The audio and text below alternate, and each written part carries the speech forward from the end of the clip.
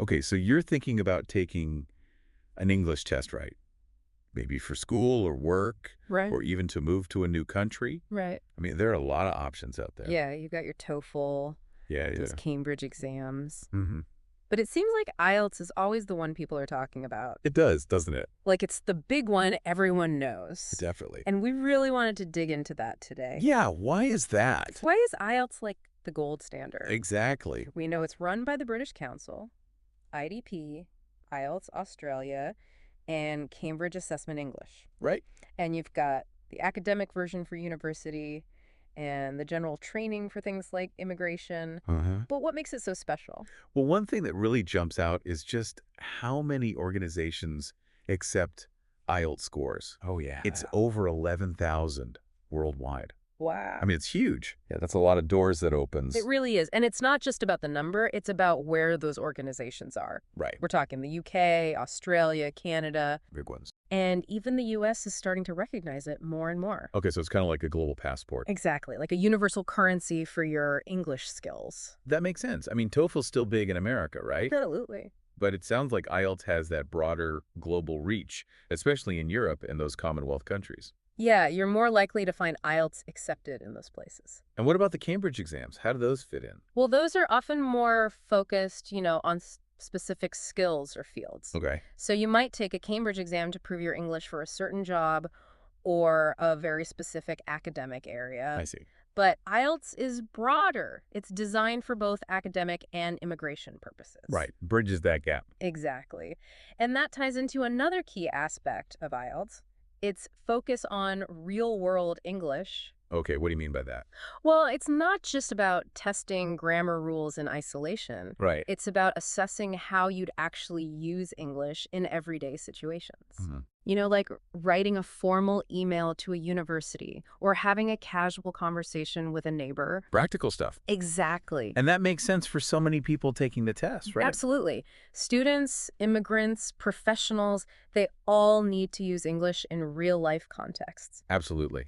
And that brings us to what I think is one of the most interesting things about IELTS, the speaking test. Yes, the speaking test. So unlike a lot of other tests, you're not just talking to a computer, are you? No, not at all. With IELTS, you have an actual face-to-face conversation with a certified examiner. So it's like a real conversation. It is. And that's crucial because it allows for a level of nuance and interaction that you just don't get with a microphone. Oh.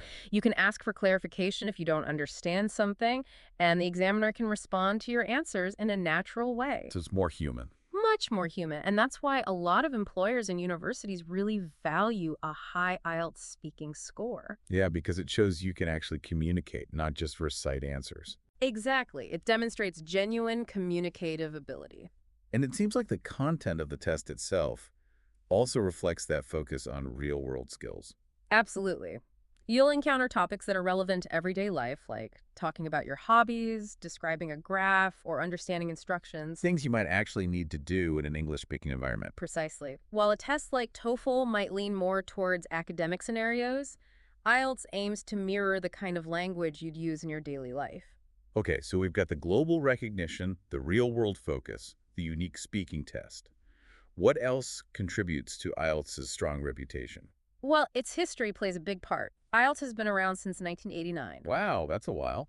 And over those decades, it's built a solid track record. Standards have been consistently maintained and updated, so it's seen as a reliable benchmark. Makes sense. Newer tests just haven't had that time to establish themselves. Exactly.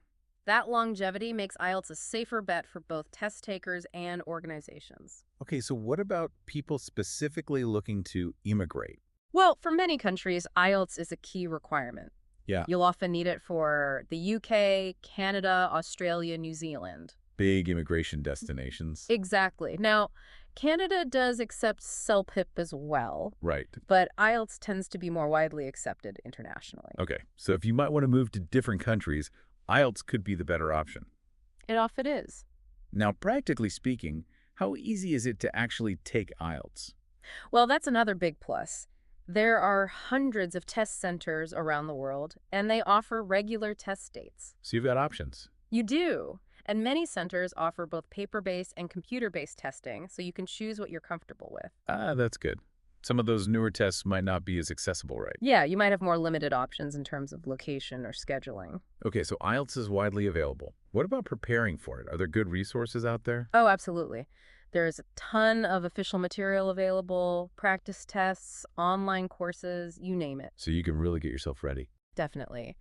And because IELTS has been around for so long, there are a lot of experienced teachers and tutors who specialize in preparing students. Okay, so it's easy to find support. Much easier than for some of the less established exams. So let's tackle a couple of common concerns. First off, cost. How does IELTS compare to other tests?